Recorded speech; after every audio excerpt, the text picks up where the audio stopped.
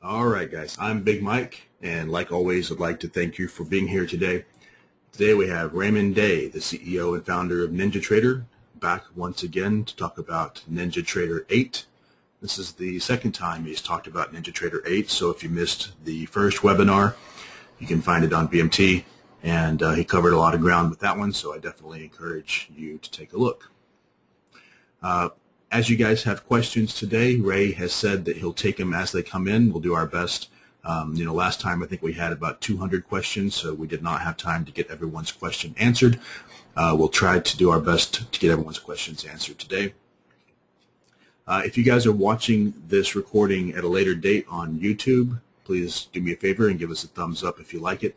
If you're watching it on BMT, then do me a favor and right below the video, leave some feedback. All right, guys, give me 1 second, and I'll be turning things over to Ray, and we'll get this started.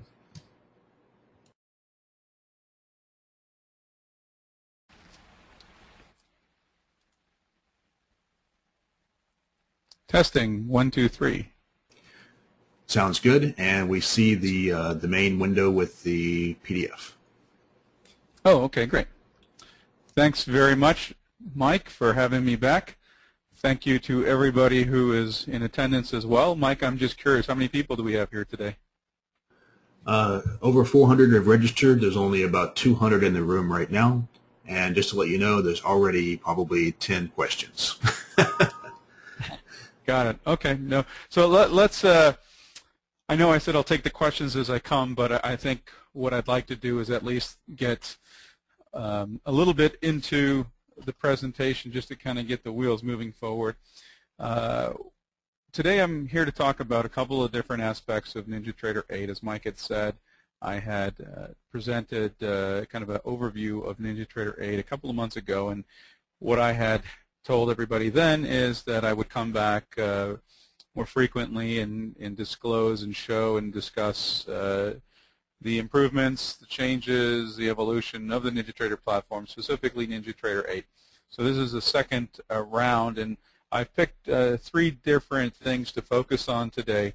The market analyzer, market replay, which we now call Playback, and for the third thing escapes my mind right now, it was the Account performance. Yeah. Thanks, Mike. And also touch upon some related items as I roll through some of these features. And what I'm going to do is just talk about some of the primary major changes in each one of these things, and go through a slideshow and talk to you about that, and then also pull the product up and show you that as well. Now, I also want to say that anything that you see here, I don't take completely to heart, meaning that some of these screens are work in progress, so it doesn't necessarily reflect the end state of the final product that we deliver to you guys.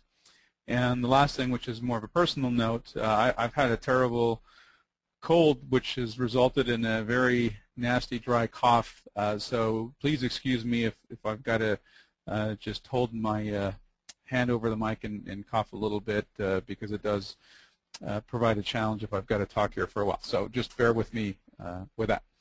That being said, let me just dive right into it. Market analyzer window. Actually, before I talk about this, you guys can, of course, read the bullets that I've got here. I just want to make a statement about our process here of how we take feedback, digest it, analyze it, and decide to do something with it.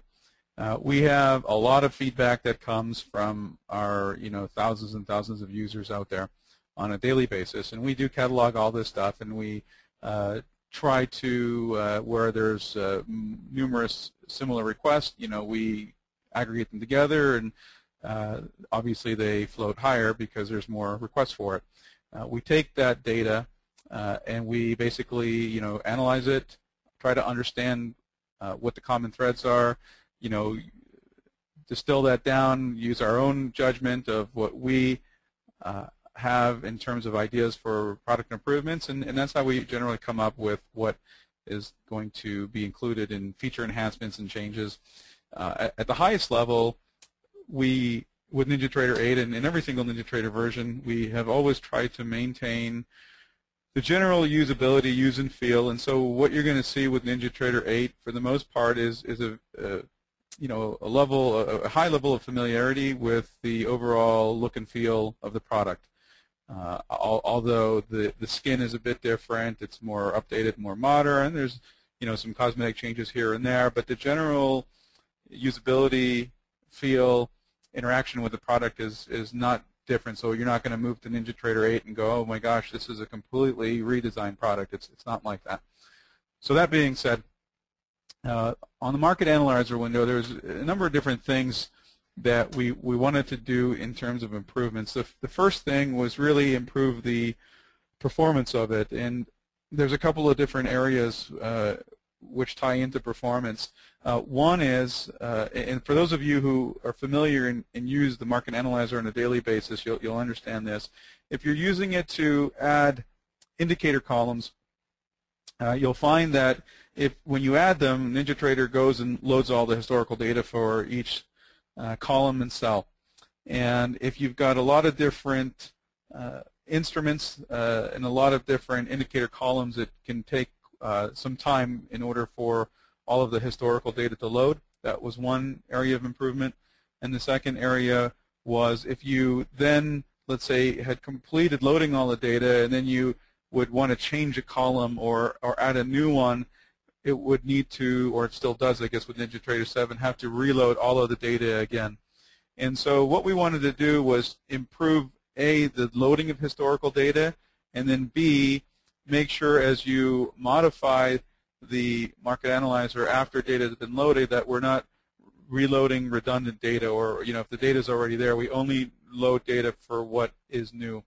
And that's resulted in some pretty significant improvements. On the historical data loading, as an example, with Kinetic, this is a little bit different depending on the provider, but with Kinetic there's a 10 times improvement in loading of the historical data, which is pretty significant. We no longer load the column data again if you're just changing some items on the Market Analyzer after the data is loaded, and also the cell data now will update on each tick. And what I mean by that, actually, I should state it in a different way. All of the indicator columns, of course, are updated and calculated depending on whether you're doing it on bar close or on each tick. And as a quick tangent, we actually introduced a third one, which is calculate on each price change. So it's somewhat in between on bar close and each tick. But what I mean by cell data updating on each tick is from a visual standpoint, the cells are updating on a tick-by-tick basis versus with NinjaTrader 7. I want to say that the Market Analyzer updates on a frequency of every second. So those are the primary items on the performance improvements. The next thing that we wanted to do was we wanted to officially support NinjaScript for custom column development. Now, some of you may have worked or seen third-party components that are columns that people have created. You may or may not know that, but in NinjaTrader 7, you actually can. The framework is in place to create custom columns, but we've never promoted that. And so with NinjaTrader 8, we are going to officially provide support for custom columns. So I can't think of an example of what you might want to do, but again, with anything in our programming environment, it really is limited only by your imagination. So we will again support custom column development. We have improved the output generated by Excel. This was a pretty high rate of feedback in terms of demand for improvement of the output generated from the grid going to Excel. We added a visible column property, which simply means that you could have, let's just say 10 indicator columns, or any column for that matter, and you want to keep the column there, but you just don't want to see it for a while for whatever reason, and so now you can just turn off the visibility on or off. Excuse me. We have also added some cross above below operators for column triggers. So in columns, some of you would know that we've got the ability to create triggers for alerts, for coloring a cell, for filtering a cell. And so you could do something like, if the value of this column is greater than X, do something. And so we've added the ability for you to now say, if the value of this column crosses above this value, then do something. And we also added, because the triggering value was a constant, so you'd actually have to type in what that value might be, we've added the ability to specify a market data type. So you could say something like, if the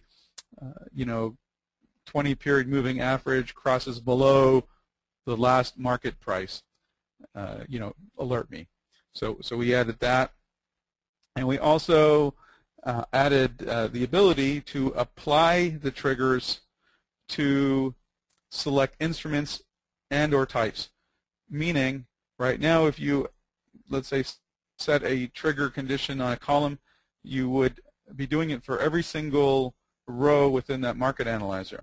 And so now you can say, I don't want it to apply to all the instruments in the market analyzer. I only want to apply this to futures, or I only want to apply it to these 10 stocks. And so you have the ability to do that. Let me stop there. And I know, Mike, you probably got a lot more than 10 questions now. Yeah. Here's what I would suggest, Mike, if it's easy for you.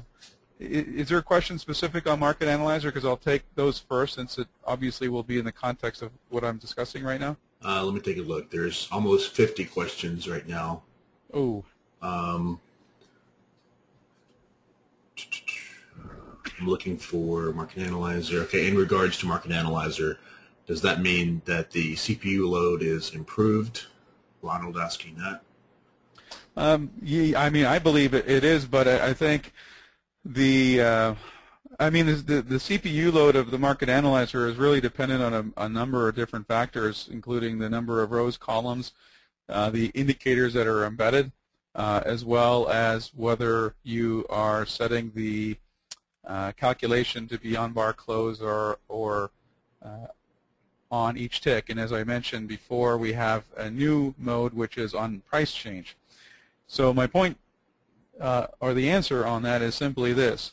You definitely have the ability to optimize it, but the CPU load, for example, in running it where the cells are updating on each tick or display updating on each tick, definitely is no greater in terms of CPU load than we had in NinjaTrader 7. So I guess the overall answer is CPU performance is better, but you still can make it worse than NinjaTrader 7 depending on settings, or you can make it better. So it really is user still configurable.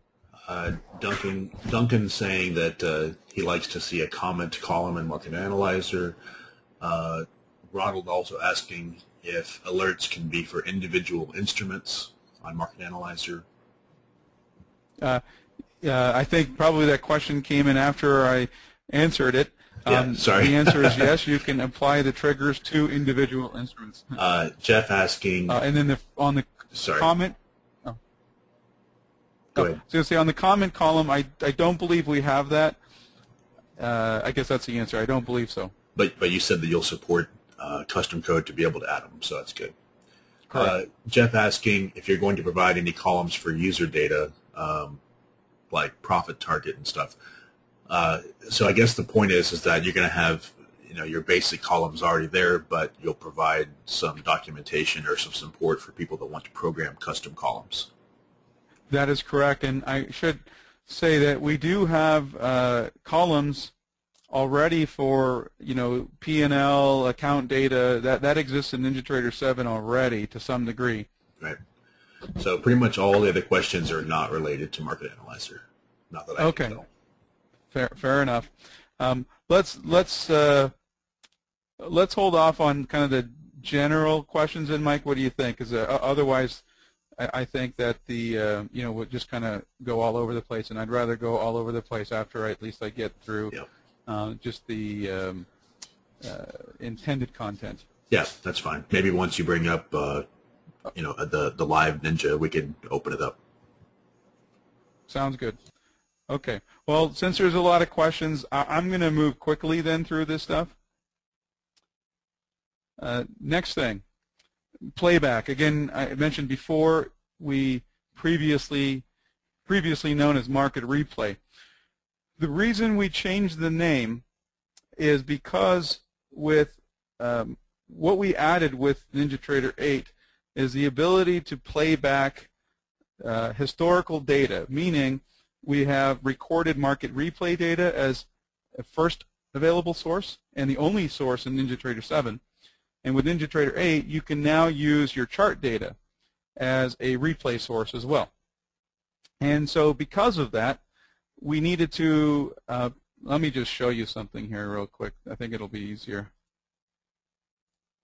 Okay, so on your screen, I just moved into view what we now call the playback controls. So it's very familiar to what you know with NinjaTrader 7, but you can see here we had to have two options. So, well, one option, we had to figure out the name for it, which is market replay data. That's the recorded data that you have come to know and love.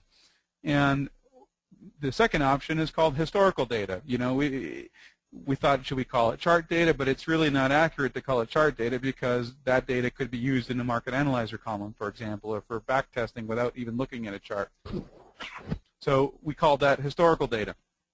And so we thought, okay, if we calling, market replay and historical, well, what's the name of this actual, playback? And we thought, well, that makes sense. We'll just call it playback. So the first thing is we, again, now allow you to play back historical data. Now, there's a couple of caveats, of course, with playing back historical data. A, it is not the complete market because with market replay, we're recording every single bid and ask event, every single market depth / level 2 event. With historical data, it's chart data. It's just historical trade data. Now, where it's available, we will also play back the bid and ask that's associated to the last trade. Excuse me. So, for example, with NinjaTrader 8, some of you may have already saw this. We now store the bid and ask price with each tick. And so, if you're getting historical data from, for example, CQG or Zenfire, which are sources where our historical data servers are used, you will, when you request historical data, have bid-ask data. So when we actually play back historical data, we actually do have the correct bid and ask price known at the time of that trade. If you get a source, historical data that didn't have the bid-ask, well, then we have to synthetically create it. And there is some, I can't remember what the basic equation is, but it's something like, bid equals last minus a tick, and ask is equals to last, something to that effect. It's synthetic.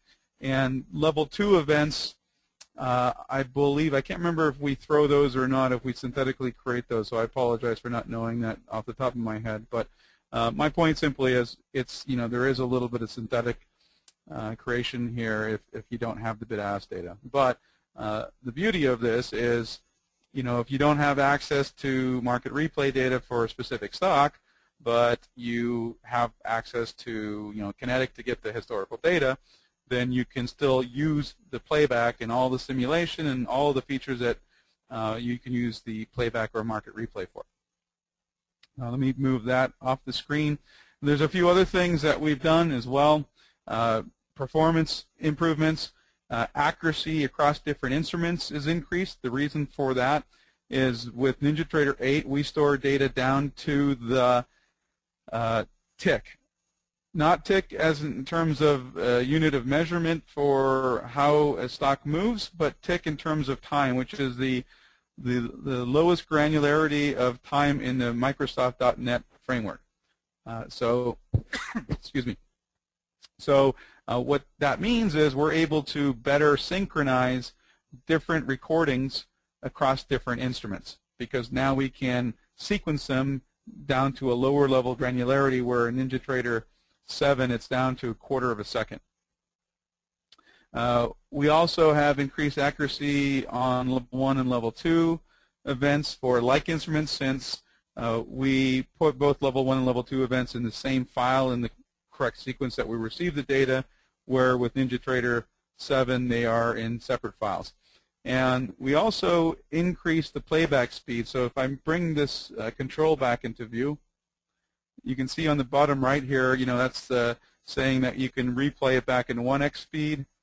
We've added some higher resolutions in NT8, and we've also added a max speed, which is basically as fast as your CPU can handle.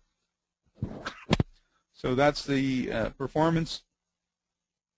We also, with NinjaTrader 7, if you wanted to play, for example, last week, you'd have to connect to, let's say, Monday, then disconnect, connect to Tuesday, disconnect. So you can only play one day at a time. With NinjaTrader 8, it will continuously play back across trading sessions or days. And so you can, for example, I only actually have recording for the 27th. That's why it only shows one date. But if I had, let's just say, every day of the month, you can pick the start date and the end date, and it will play a continuous playback session across all of that date range.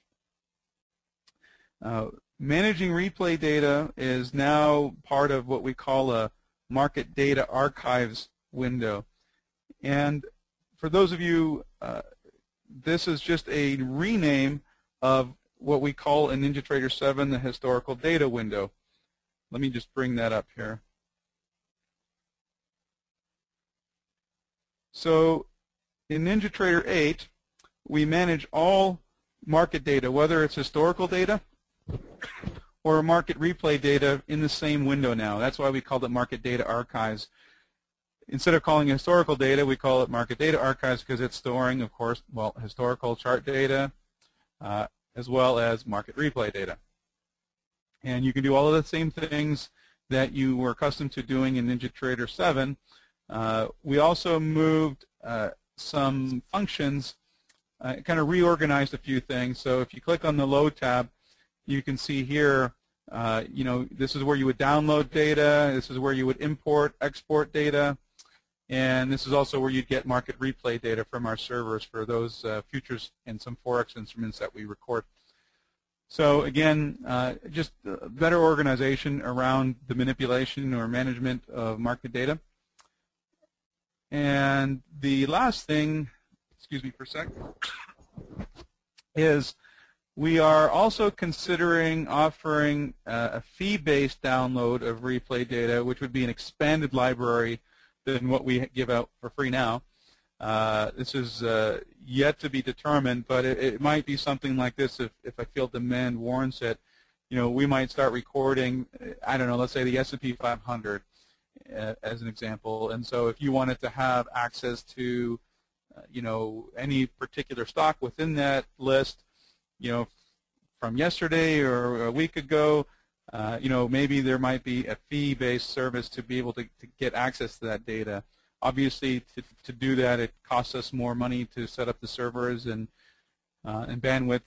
So that's why I'm saying it would be an additional fee-based service on top of what we already provide for free today. Any questions on playback, market replay? Yes. Okay, so I want to ask one of my own before I forget. Can you clarify? So if I'm not interested in the market replay side because I primarily am back testing, for example, okay? So I want to maybe test 1 or 2 years of data at a time. Am I going to have any kind of level 2 data available to me in a back test, or is that only going to be inside bid, inside ask, basically level 1 data? If we're talking about back testing, not playback, the answer is no. There's no level 2 data available to a back test. Okay. Well, let's just go ahead and clarify for anyone that's interested in just playback. I think that you said that the level 2 is not there unless you're using market replay. Can you just clarify if that's correct? That's correct. Level 2 is not, because it's not a historical source. You can't download historical level 2 data from eSignal, for example. Okay. Let me find some other questions here. So we have some questions regarding the resolution. So I know that you already mentioned a few times that it's down to what's called tick granularity in .NET, which is even more granular than an actual tick in the marketplace. So I think that'll answer everyone's question. And I think I saw something that some new providers, like I guess maybe Kinetic, will also support that going forward for downloaded data, perhaps. Do you know anything about that yet? Yeah, they support a lower granularity than a second. I want to say it's a millisecond, and which we will support in NinjaTrader 8. But again, here is the point though. NinjaTrader 8 will support even a lower granularity than that. Right. So, you know, if it's recorded off your local feed coming in, then it would be obviously to the tick granularity. But right. if you're grabbing historical data from you know, Kinetic, it's only down to the millisecond. And just to be clear, eSignal only does it down to the second. Right. And most brokerage market data providers only go down to the second. Right, but I think that's a significant improvement, though, and I think more broker or more feeds will probably add that. So that's cool. Bob is pointing out to everybody that 1 tick is equal to 100 nanoseconds. To give everybody an idea. Okay, I'm looking for just the playback questions. Scott wants to know if it'll skip weekends and off hours included in the session template. That's a good question. I think the answer is no, and here's why. Because Market Replay is a continuous time horizon for all markets that might have mixed session templates and stuff. And I could be wrong, but I'm just off of a logical, you know, thought of how we did it. Right. And so it would be pretty difficult to try to create a, let's call it a custom timeline based off of every single market and every single session, something right. to that effect. Because when you play back, you're playing back all data, so you could be playing back multiple instruments at the same time. Correct. And I would say it's no different than, you know, regular time. You know what I mean? Right. They're Okay. Philip is asking, and I think you already answered, will it play back across a certain begin and end date? You mentioned that you'll be able to select a begin and end date on a calendar, right? That is correct. Okay. Stan wants to know if there's going to be any time and sales included in the playback. Yeah, I mean, playback, you know, is no different than if you're connected to right. the market, meaning every single window, time and sales, level 2 right. is fully functional. Lots of people requesting being able to download multiple days of data. Brian wants to know how much data is provided for free today.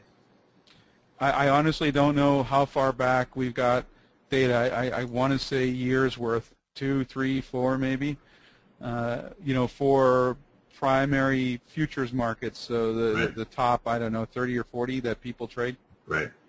And guys, you know, as we're coming over almost 100 questions and about 300 people in the room, it would really help if you would ask only questions that are relevant to what's on the screen, and then we'll open it up later because I'm having to sort through these. E-Mini is asking, does Market Replay default to the present day, or is it like before where you must load the very first downloaded day to get, and then skip to today, I think is what he means. I'm not sure exactly. I mean, I guess I can't answer that because I don't know exactly the behavior you're referring to in NinjaTrader 7. So I'm going to have to defer that question. Yeah. And it looked to me like you can select a specific start date. It was pretty easy. Yeah, so. I mean, if you know, if I put it on the screen here, I just did. I mean, I only have one day in there from today, so it's, you know, defaults from 227 to 227. I don't know if I had more days in there. If it, you know, the first day would be the day of the very earliest file that we have. I don't know that. Right. Gotcha.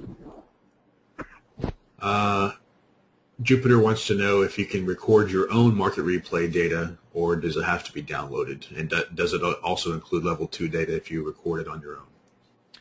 You can record on your own. NinjaTrader 7 allows you to do this as well. I'll just pull up the screen here. It's simply in NinjaTrader 8 right now. It's just under options. It's also under options somewhere in NinjaTrader 7, but we have a market data category, and you can see here it says enable market recording for playback, and you just have that checked, and that records both level 1 and level 2 data. Okay. David wants to know if we're able to merge replay data into a single continuous contract. For example, crude is a monthly contract, and he would like to be able to run crude like for 6 months at a time on a market replay. No. Okay.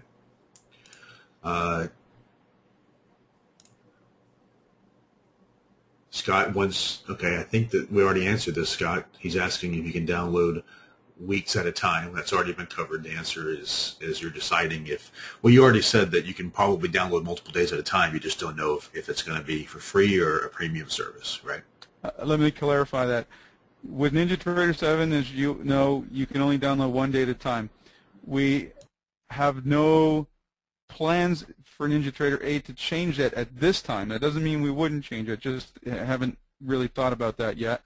But what we have loosely considered is offering a paid service. I honestly don't know how that would look like, to provide expanded market coverage as well as expanded access.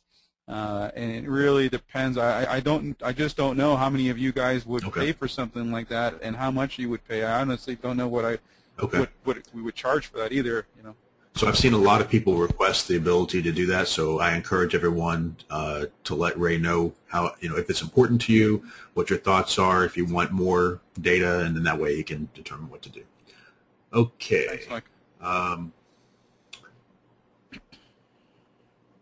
VK wants to know, can we use replay for a single chart while other charts are running? I think he means, like, can we have a regular real-time non-replay chart up while another chart is running in replay mode?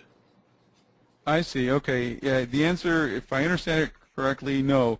My understanding is simply, could you be connected to a real-time feed for the real market, but then play a chart back in a replay mode? Right. And the answer is no. And the reason is our replay is under the hood is no different to the NinjaTrader application as another connection. It's just a connection providing market data to the entire core of the application. So hopefully that answers it. Okay, and a lot more people commenting that they want to be able to download multiple data at a time. So just so you know, I don't see anything else on Playback right now. Okay.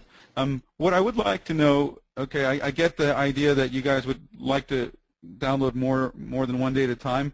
I'd be curious if you guys also would want to download other data, let's just say non-future stuff, stocks, indexes. That's something that would be important for me to know as well. So guys, go ahead and let us know real quick, and we can get a little bit of instant feedback before we move on. Doug's saying that he wants Forex. Duncan says yes, stocks. And guys, are you mainly looking at the S&P, or what are you looking at? So we know. Ronald just says he wants all of the futures. Same thing for Sam. Jill says that they would like to get the ETFs. Dave saying he wants tick, like a market breadth. He wants tick. Yeah. Dave says for indexes and stocks. VK is mainly for futures. Andrew, Forex.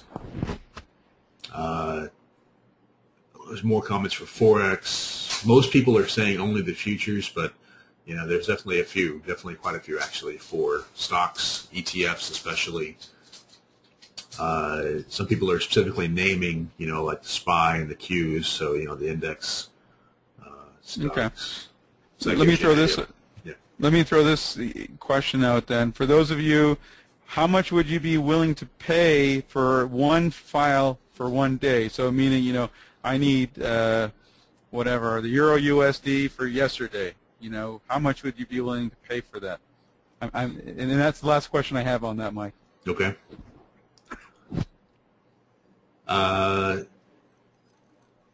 Several people saying 0.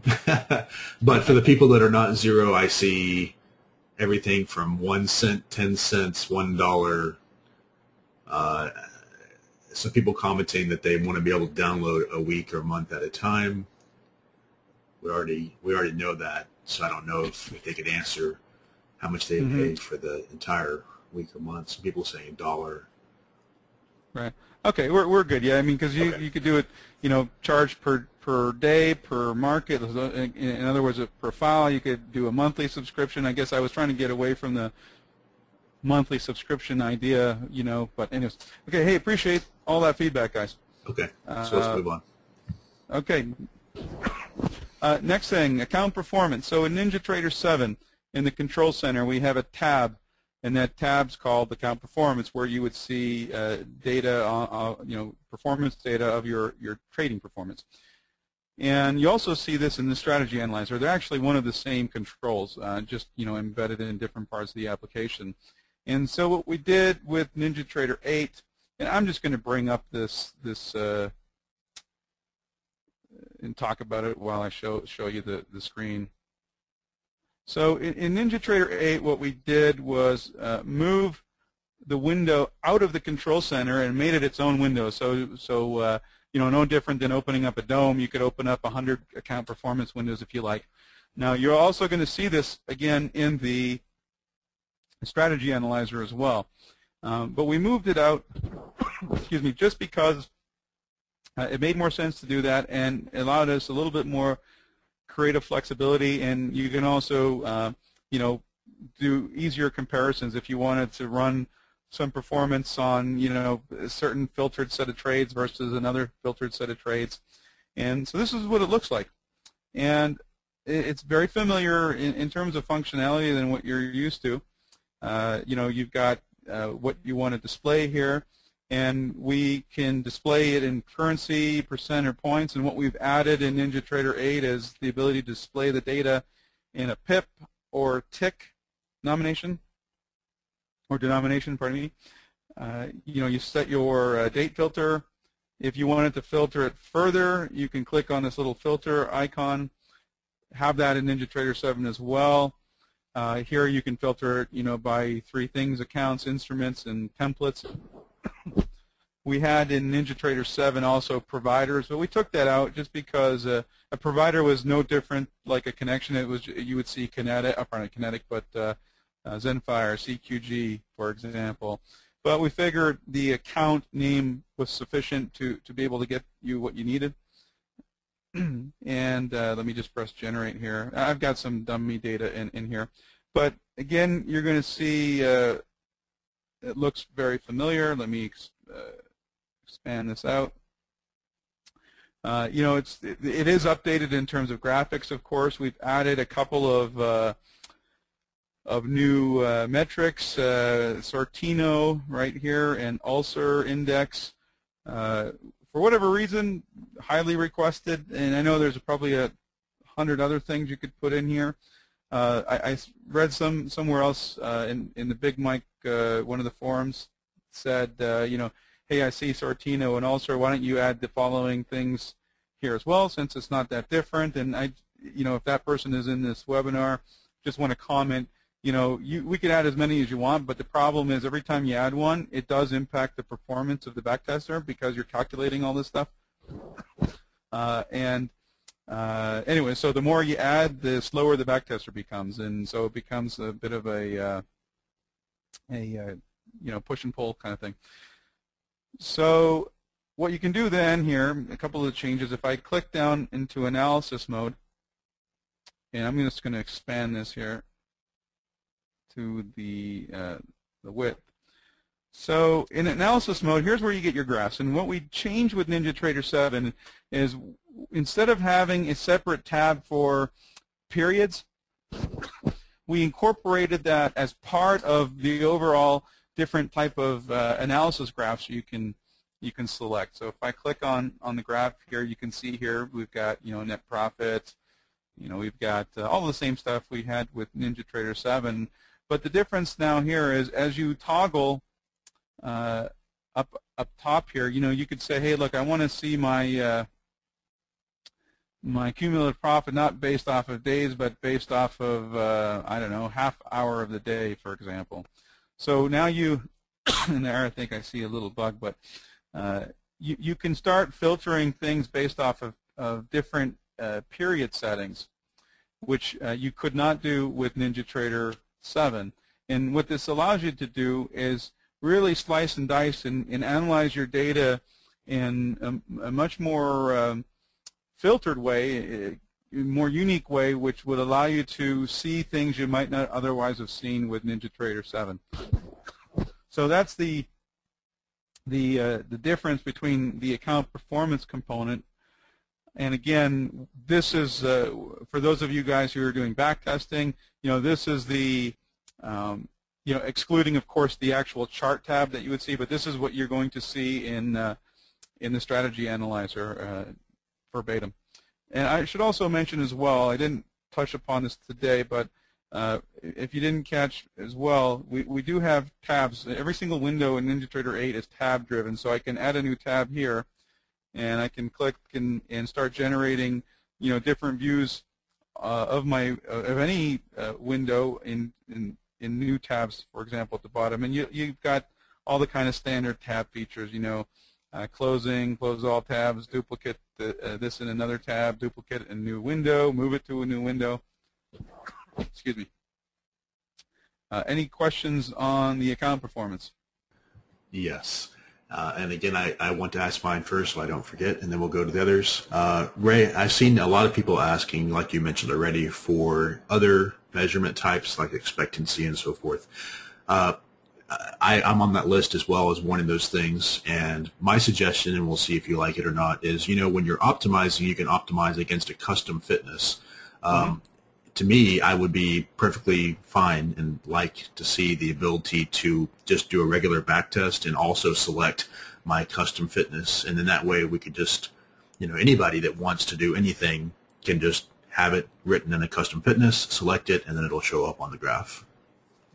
Okay, so what you're saying is, so you've got a custom fitness, but you'd want to be able to select it and see it listed here. Right. Have it listed on all the usual pages of the report, and then that way, if somebody there's going to be 100 requests for 100 different things, and everyone can get what they want if they can just select it. I see. Okay.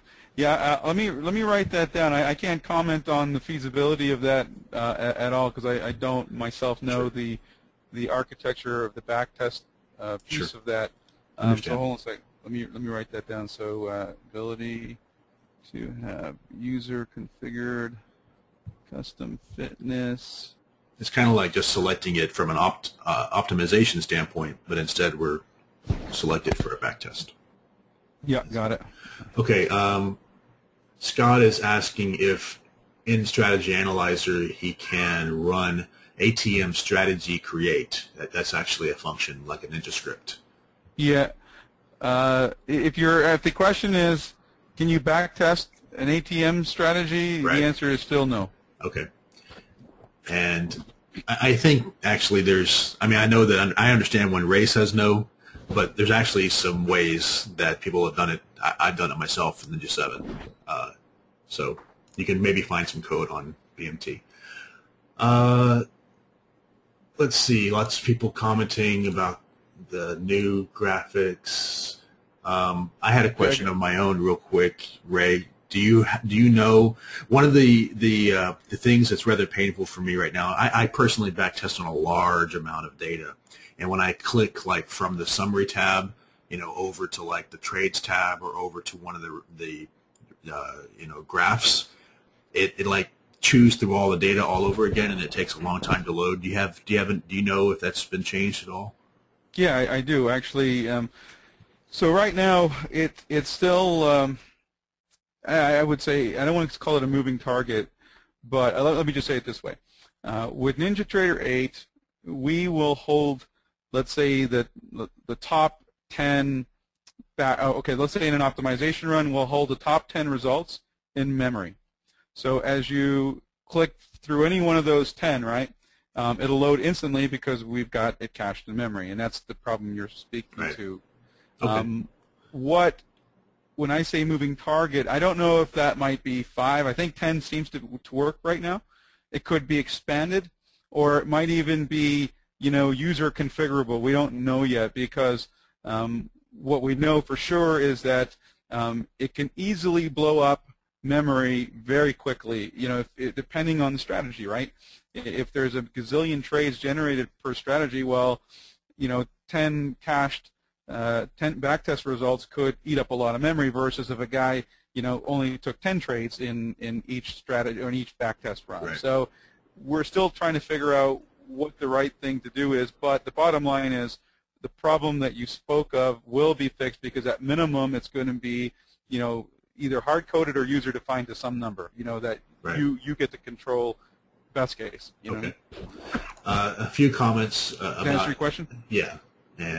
For me personally, I like the user configured because, I run a really big machine here, and I'd like to be able to use, all 32 gig of my memory if I need to. But that's just a personal request. A lot of people are asking about the adding their own custom metrics, so I think that's kind of what I said too, and you've already written that down.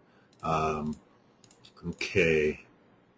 I want to know whether or not they have a little drop-down box that says summary right now, and you can select ticks or currency. Will it remember that selection, or do you have to change it every time? No, it will be persisted. Okay. Good job on the tabs. Hey, you said there were some comments on the graphics. You didn't say good or bad. No, good. Yeah. Okay. People liked it. Yeah. And you have a whole new library, right? So that all the graphics, all the charts, all the everything is pretty much brand new. Yes. This is all for the technology guys out there. It's all WPF.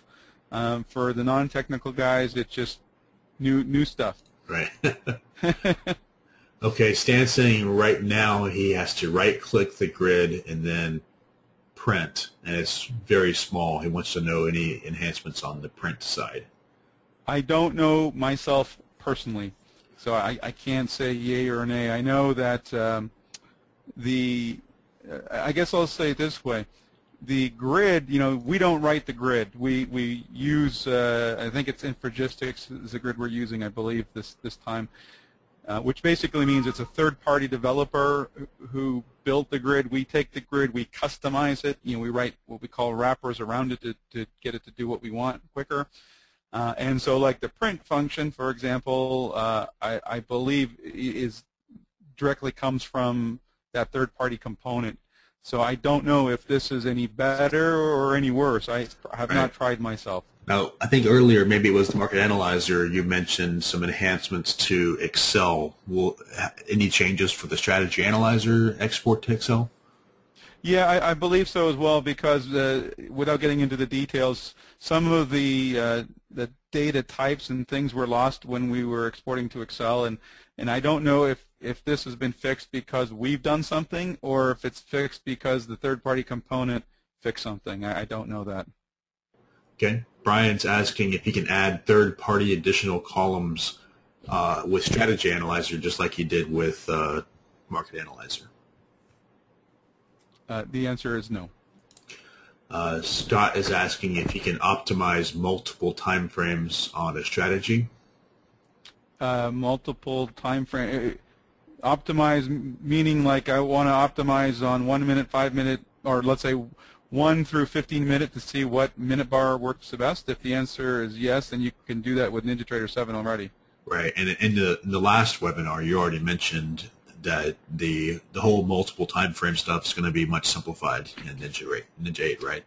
Yeah, correct. And let me just give me a sec here.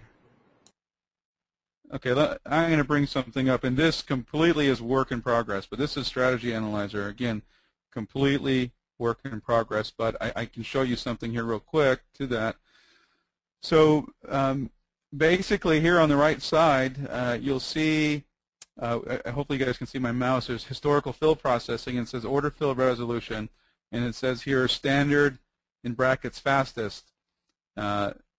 If you wanted to have what we're calling high resolution, you click high, and here you could say, okay, I want to have a 1 tick. So you could be backtesting on 1 minute bars, but you want all your order fill processing to be run against a 1 tick resolution, for example.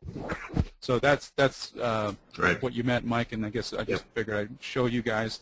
That's great. And I just just want to let you guys know, though, this, again, you can get into trouble real easy with this. So if you have, I don't know, if you're backtesting 5 years worth of minute data and you want to then run the orders against one tick, well, A, you've got to have 5 years of tick data, right? Which most of you probably don't have. It will, take a lot longer because we're crunching through every tick. It will use a lot more memory. So you have to consider, there is a performance trade-off, right? When you want to do something at a much more granular level. So speaking of speed, there's several people wanting to know. Well, I'll just kind of lump them all in here. So does NT8 take advantage of multiple processors? Does NT8 support more CPU cores? How fast is NT8 compared to NT7, etc.? Okay, well, let me start at a high level, at the application level. NinjaTrader 8 uses multiple cores at the UI, meaning if you have, let's just say, 4 cores, and let's just say you opened up 4 windows, right, 4 domes for argument's sake, there is a high likelihood that each one of those domes will be running on its own thread on its own core. Okay, that's the first thing. So by default, it's obviously more efficient because it's like NinjaTrader 7 would only use 1 core for the UI. That being said, I'll also say that WPF as a technology, this is not NinjaTrader, Microsoft WPF as a technology has a higher expense than the predecessor technology called WinForms. Okay, that's again independent of NinjaTrader. It can use more memory and it costs more in CPU. So what you'll see with NinjaTrader 8, and we really haven't, we're not at the point where we're doing some real serious performance testing, but there might be scenarios where, let's say in NinjaTrader 7, I'm kind of making this up, let's just say you had 10% average CPU load. You might see in NinjaTrader 8 the same, 10% CPU load, right? And you think, oh, hey, wow, that's no better. But it actually is better because it's 2.5% across 4 cores, right?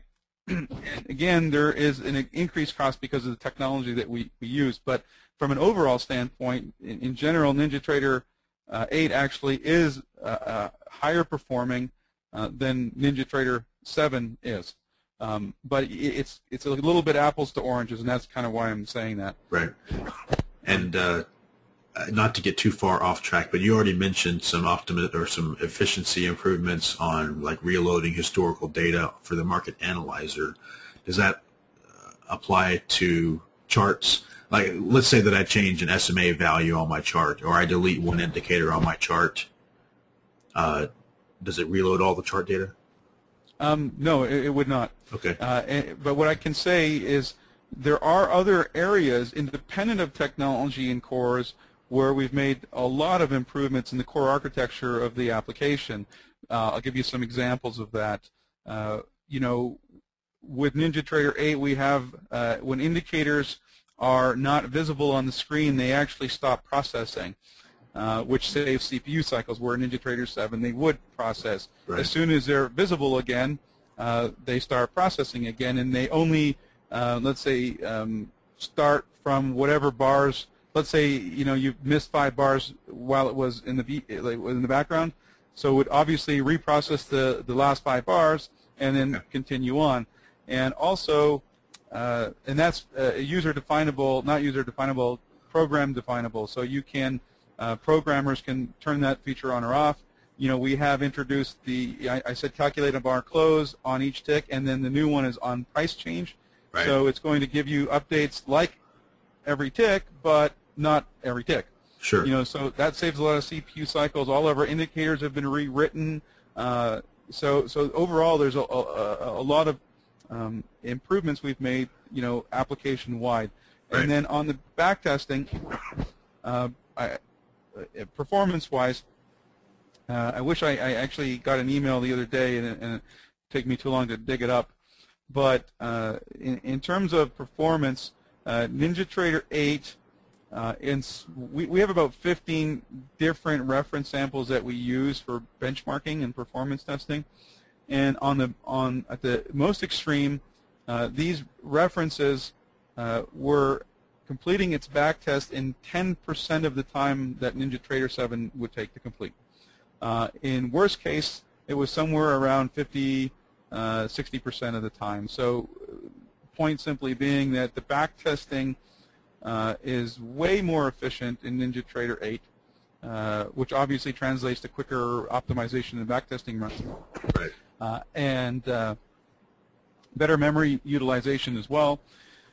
And and then last thing, pardon me, Mike, you brought up on the reloading of historical data. I mentioned in the market analyzer, like Kinetic as an example, would reload historical data 10 times faster. That's application-wide, so it's really not specific to the market analyzer, although you would, the market analyzer would magnify the performance of that type of process in the background.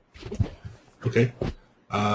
Omar is asking, he says, have you handled pop-ups? I think he's talking about modal windows, but I'm not sure. He says that if you get some error or error message, you get a pop-up for every event. How has that changed with Ninja 8? I can't answer that because that's, I guess I can't answer that. I don't know. There's so many locations where pop-ups come up and so many different scenarios where such thing could occur. And it's, I guess what I'm saying is too broad of a question for me to be able to provide any answer in a very specific manner. Hey, let me show one quick thing as well. We have a redesigned instrument selector. So I'll show it to you right now. Excuse me. And this is for selecting instruments anywhere in the product, whether it be the DOM, a chart, here in the strategy analyzer. And the way it works is threefold. All of your most recent instruments are listed here. You can see Facebook, Tesla, Microsoft, and the Dow Mini here. So those are the last 4 markets that I opened up in the software somewhere. You can pin an instrument. So you see those ones pinned at the top. So if I want to pin Facebook, I just click on the pin, and there you go. And then you have the instrument lists listed down below.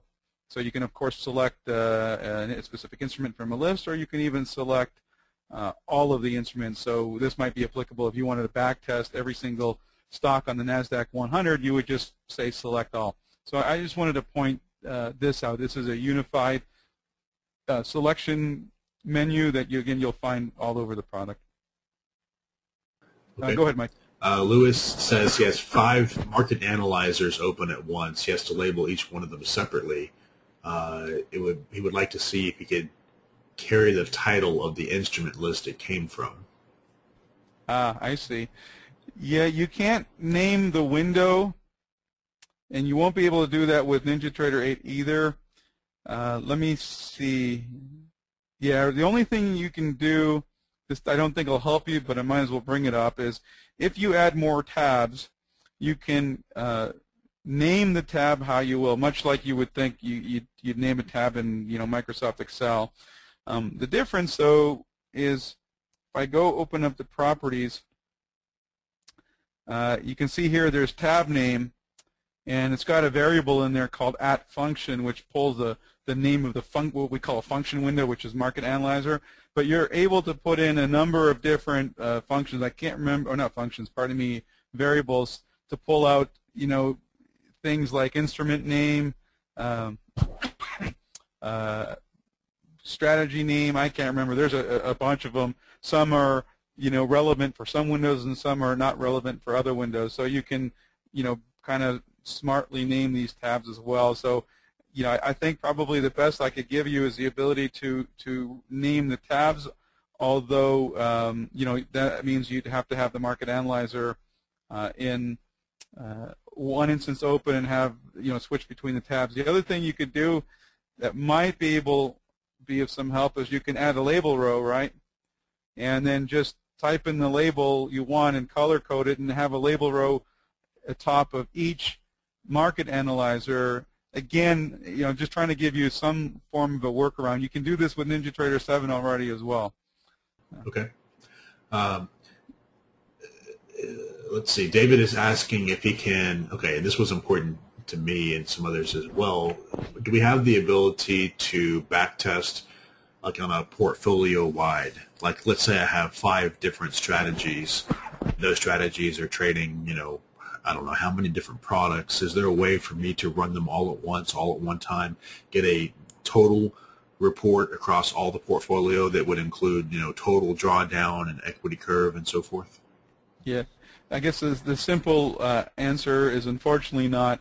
We did decide not to put portfolio backtesting into NinjaTrader 8. Was just something that we didn't want to tackle at this time. It was just one of those things that are what's expendable, and that was one of the things that we decided to cut off at this time.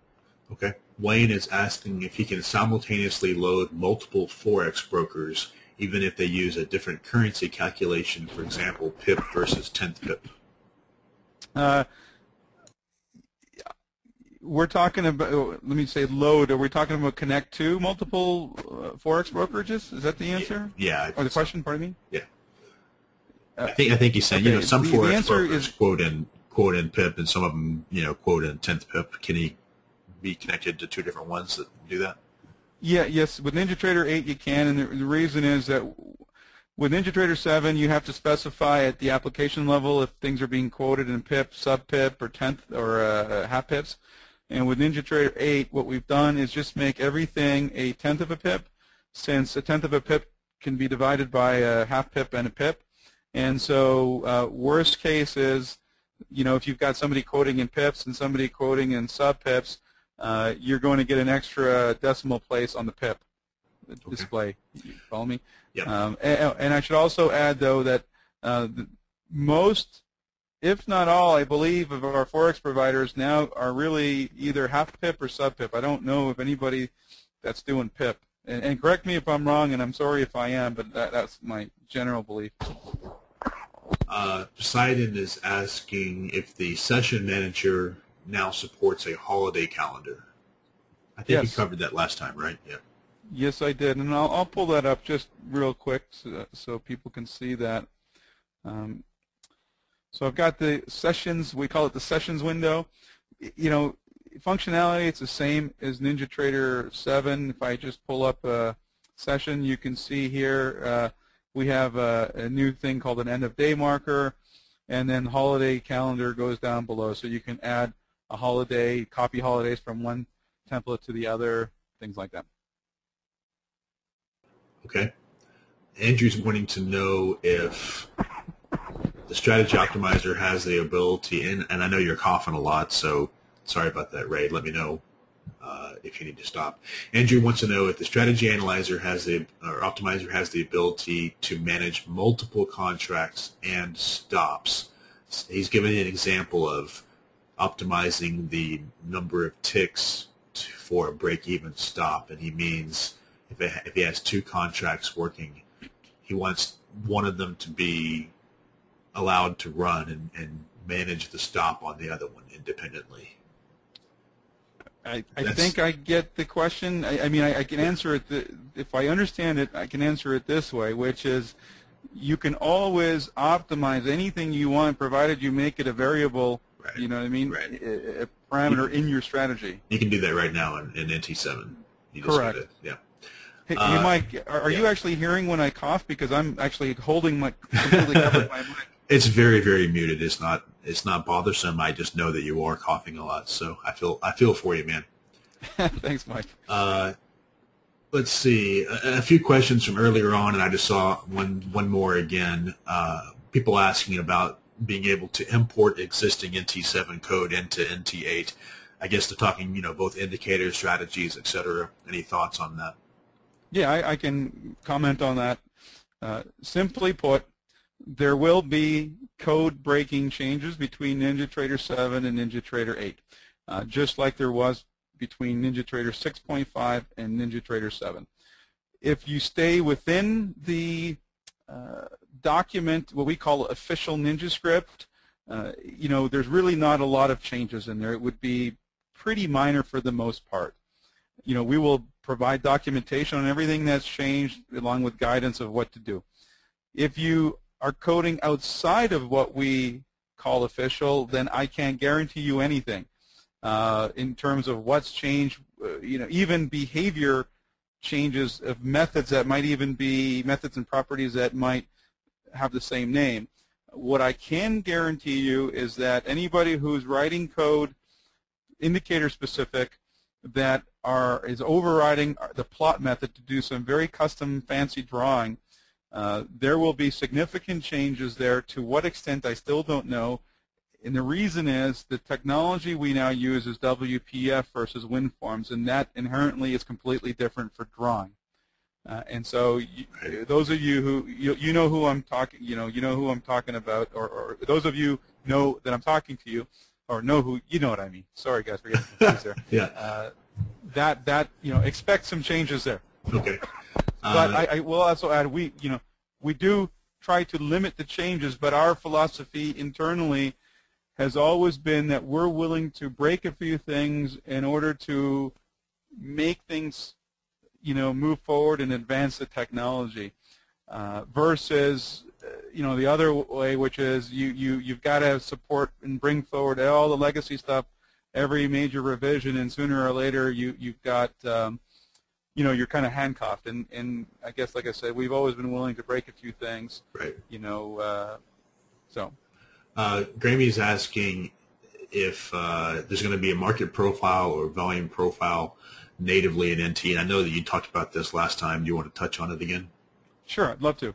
The simple answer is I don't know yet. And I think what I said last time is we have such a large developer community that build products. In some cases, they build things that fill gaps that we have in the product. And although, users likely have to pay for these third-party things, we don't not do it because, hey, we want our guys to make money off of you. That's not the case. It's, if somebody's already filled the gap here, are we able to then take our resources and apply them to something else that might serve a bigger need? So the short answer is I don't know if we would add those things yet, only because we haven't measured the demand yet. We haven't had the discussion. If the demand is, wow, okay, there's a lot of people that want that, yeah, then we would do it because it would make sense for us to own it and do it ourselves. But if it's, I'm making numbers up here, but if it's a 5% feature, then we could, or better served focusing on 95% features, and there's a third-party product that fills that gap, then we probably wouldn't touch it. Scott wants to know if he can assign a specific instrument to a specific data feed and or thread. Specific instrument to a different data. Okay, no and no.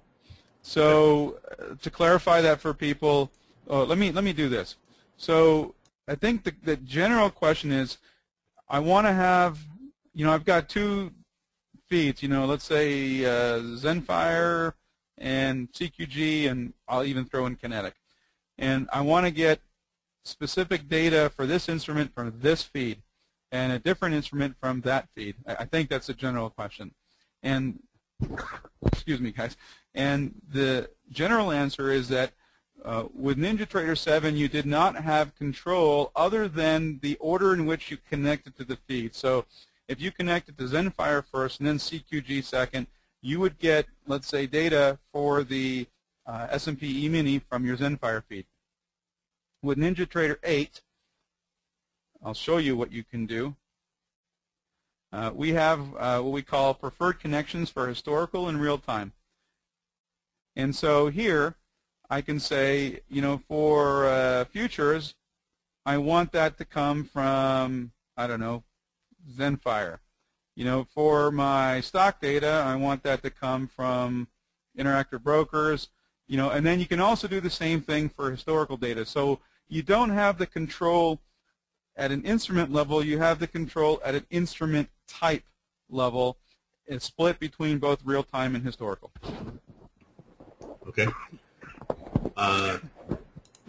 I see several people saying they want market profile. So just like before, guys, I think the best thing to do is to make sure Ray knows about what you want so he can determine how many people are asking for it. So use the thread on BMT or use NinjaTrader form.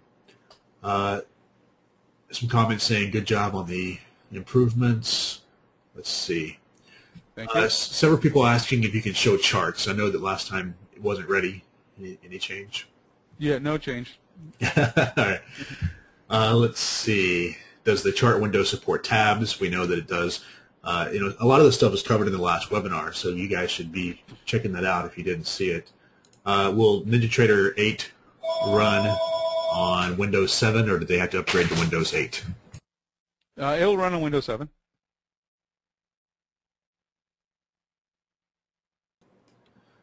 Okay. Let's see. Douglas is asking, based on the new architecture in NT8, if you were shopping for a new processor, what would you recommend?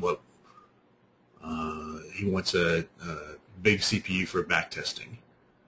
Oh, Douglas, I am not qualified to answer that question. I apologize. I better wait till we have it released, and we can have my IT guy throw some thoughts on there. The only thing I could think is the bigger the better, right? But I'm like I say, I am not qualified to answer that.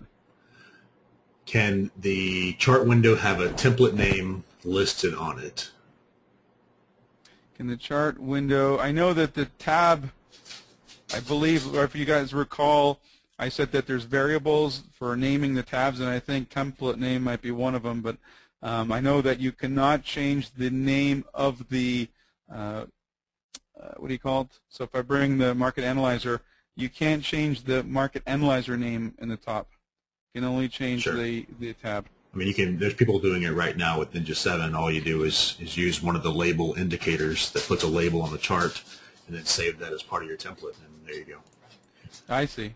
AH is wondering if he can load or show multiple workspaces on multiple monitors. I guess the answer would be to explain that our concept of a workspace is across all monitors. So like TradeStation, has a different concept where they call it a desktop, and each desktop is specific to a monitor. At least that's my understanding of how it works. And that's because they have an MDI. I don't want to get technical. That's because their application resides in a master window, where NinjaTrader, we have the control center and all these satellite windows, that you can position anywhere across any monitor that you want. And so our workspaces, again, are inclusive of every single window that's in the forefront, on all monitors. And so just like NinjaTrader 7, you can have multiple workspaces. Let me go back to the workspace menu. So if right now I have only one workspace, untitled 1, and you can see, the icon is green in the front, gray in the back. That means it's in the forefront. If I had a, second workspace, it would be in the back, and I'd have to switch back and forth. So that's our concept of workspaces versus what you were asking, about having it per desktop or per monitor, pardon me. Right. So Shane is asking a little bit of a different question than what we talked about on the portfolio back testing. He wants to know if he could just queue them up in like a batch, where he says, back test these strategies on these instruments, and then just, even though it's one at a time. Can you do that? No, you cannot. AH is wondering. Hold on a second. Sure. Mike, you can run a back test on a group of instruments. You can do this now with NinjaTrader 7. So you can say, right, strategy A, instrument list. But you can't, for example, strategy A, strategy B, instrument B, and queue up unique back tests and then batch run it. Right. But, again, trying to remember back to what you said on the last webinar, there's multiple tabs, right? So couldn't tab 1 be for strategy 1, tab 2 for strategy 2, and you can just press go on all the different tabs? I don't think so, only because it's on one thread, right, on one core. you could conceivably open up another strategy analyzer window, right, which has a high likelihood of being on another thread, and then do it that way. Okay. I know we're getting technical on an unfinished product. AH is wanting to know, I think he's asking if there's any changes to the OCO behavior. He says simplified OCO. Maybe you know what that means. I'm thinking it means, is there any more support for server-side OCO is kind of what I was thinking. I'm not really sure. I don't know what simplified OCO means. I can answer the server-side OCO. Just so you guys know, the server-side OCO is not a function of NinjaTrader, but a function of whoever has the server. Be it Zenfire, CQG. What I can say is that without disclosing specifics, we will have more server-side OCO support actually in NinjaTrader 7 here sooner than later. Right. Gotcha. Which would make it to NinjaTrader 8. Okay. So it's really a broker-specific thing. Correct. Jupiter is asking when will a list of code-breaking changes be made available? Once later on, closer to launch date, once we know for sure what actually is broken. Right. Once we're locked down, I guess it's still too early to define that. Like maybe, we have a list, mind you, but sure. Like maybe around the first public beta. And for sure. Okay, and I'm actually surprised. Not a single question, not at least that I've seen, asking when it's going to come out. So let me go ahead and just ask one more time. I know we asked a million times in the last webinar. If you have a date in mind. Yeah, no later than the end of this year. Which is the same answer I gave in a different way. Several people saying don't get rid of plot. I think that you have no intention of getting rid of it, right? It's going to just be a different way, different code. Correct. It's yeah. Let me say it this way. There's going to be some way for users to be able to custom draw on the chart. Whether that is called plot or called draw, or that is what I can't tell you. In WPF, there are many different approaches and ways to draw. Like so, for example, on the screen right now, we went through 3 or 4 different approaches to drawing these graphics you see on the screen. What is unclear is what method we would ultimately settle on for drawing charts, and that would dictate how we expose that to the developing community. So again, let me be clear. You will have the ability as advanced programmers to draw stuff on our charts. How that gets done, I can't define at this point. Sure. Ryan wants to know how long NinjaTrader 7 will be supported once NinjaTrader 8 is released. I'll say it this way. You'll probably be able to use NinjaTrader 7 for the next 10 years. Probably. Okay? Meaning that you can turn it on and it's used. Right. Now, supported, okay, supported is different. And what I mean by supported is we will officially provide support, not meaning we'll help you with it, but if a broker API changes, we're going to update the program to support that change, probably for years to come. Until it becomes commercially unreasonable to do so. Okay. I'm going to lump a few questions together here. I've seen people asking, for lifetime license purchases, is NinjaTrader 8 covered? Is that the question? Sorry, my dog is making a lot of noise. Yes. Okay. The answer is simply this. As of today, anybody who has a lifetime license will automatically get NinjaTrader 8.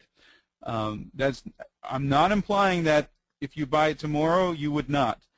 We have no intentions of, changing our policy at all.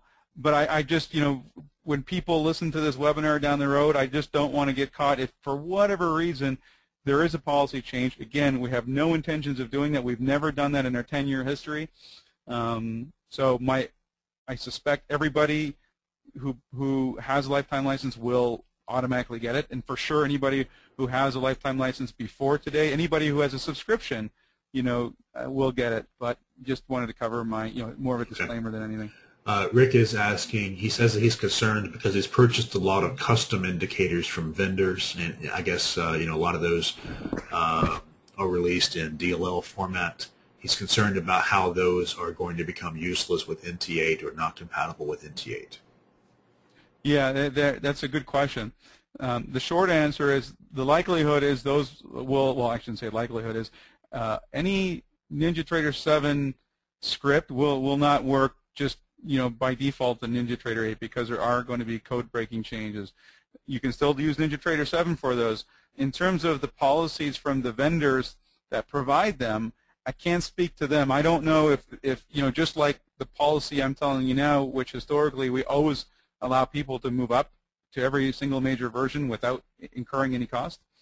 I can't speak for third-party vendors whether they would adopt the same type of policy or if they would charge you again. I don't know. Right. I can't answer so you need to talk to your them. vendor, right? And guys, maybe it's a good idea for anyone that's listening to this webinar and considering purchasing a product from now forward. Maybe you should go ahead and ask the vendor so you know what their intentions are for Ninja 8.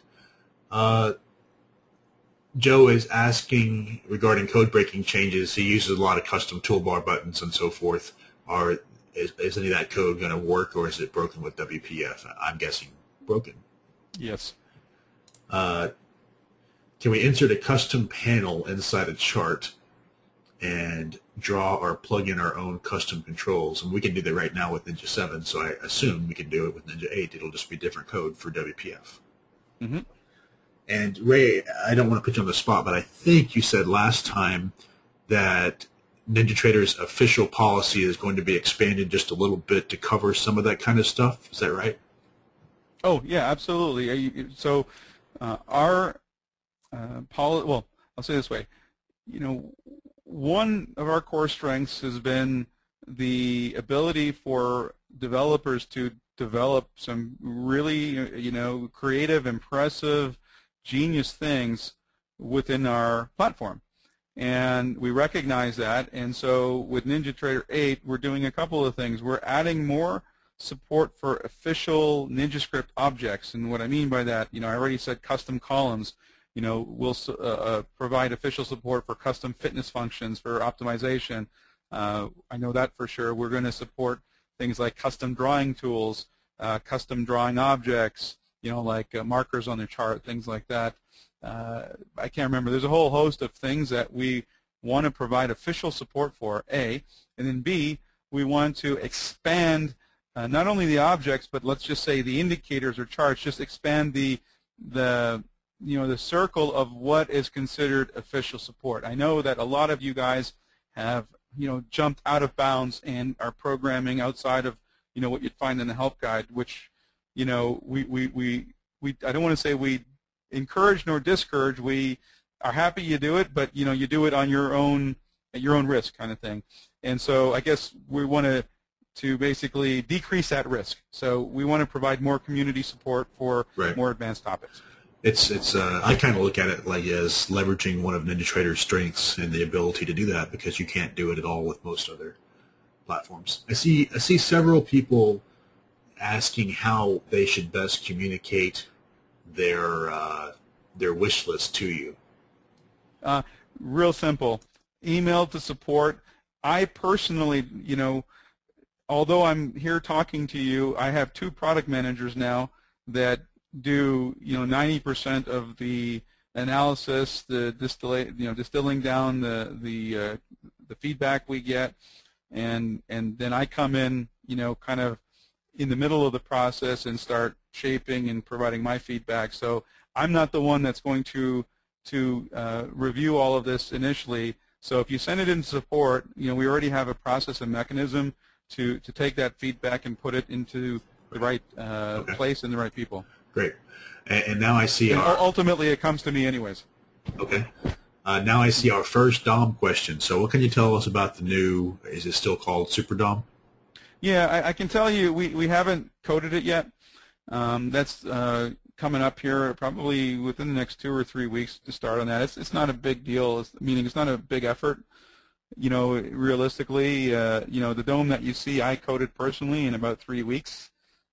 So, maybe Well, it's let's say a 1-month development project.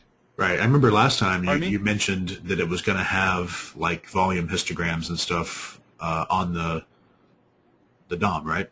Yeah, and I was going to get into that. So Sorry. let me just tell you guys what the dilemma is. Oh, it's not even a dilemma. I guess it's my dilemma. I hate having things in a product called classic mode or classic this, and you'll see in NinjaTrader you've never seen anything called like this classic. Now here's my dilemma. We definitely have a lot of people who want to see histograms. Let's say the trade history as a histogram, and even the market depth as a dynamic histogram. The problem I have is there's no way and I've spent already probably a good 3 weeks with my UI designer. This is back last fall going through this problem to get a grasp on it. There's no way I could put that into the existing dome without breaking the current visual implementation of the dome drastically. And meaning, so for those people that I would maybe satisfy, I have a feeling I would have equal, or if not a lot more people going, what the heck did you do that for? I like my dome.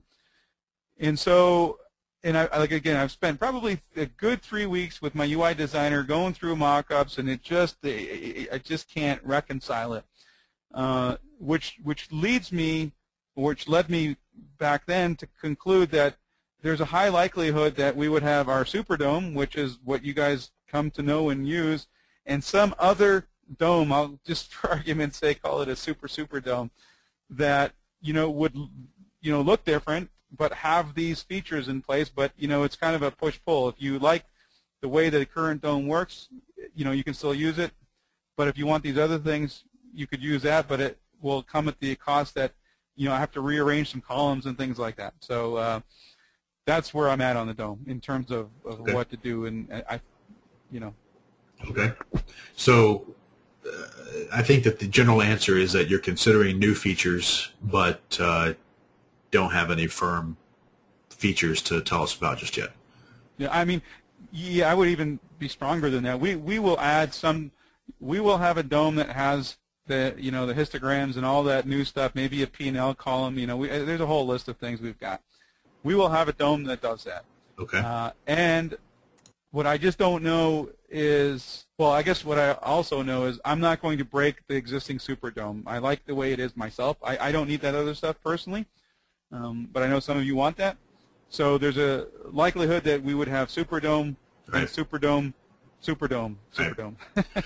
JJ is asking about how the strategy analyzer or the back tester will construct bars accurately. And I know we kind of touched on this, but like a common example is there's a lot of custom bar types out there, on BMT especially, and I refer to them as having false opens. So, visually on a chart they look fantastic, but from a back testing standpoint, the open data point of the bar is not accurate, and NinjaTrader uses that element to figure out where a trade is supposed to be executed.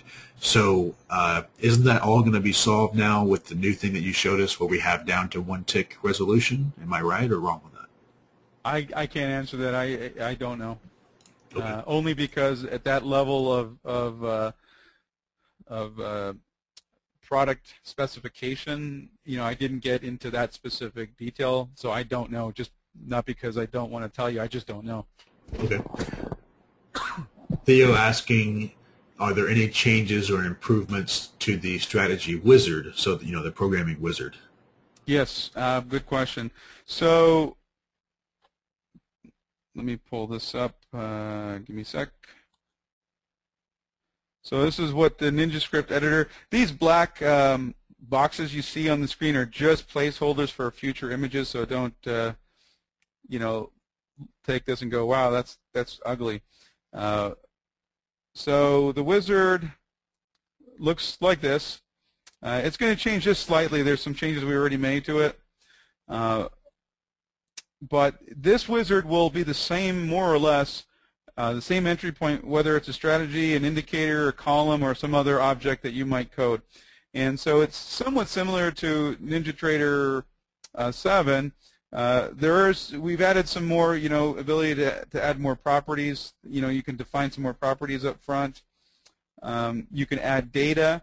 You can't do this with NinjaTrader 7, so here you can add more series and custom series as well. Can't do that in NinjaTrader 7. You can add any additional event methods. Here you have to manually type this in NinjaTrader 7.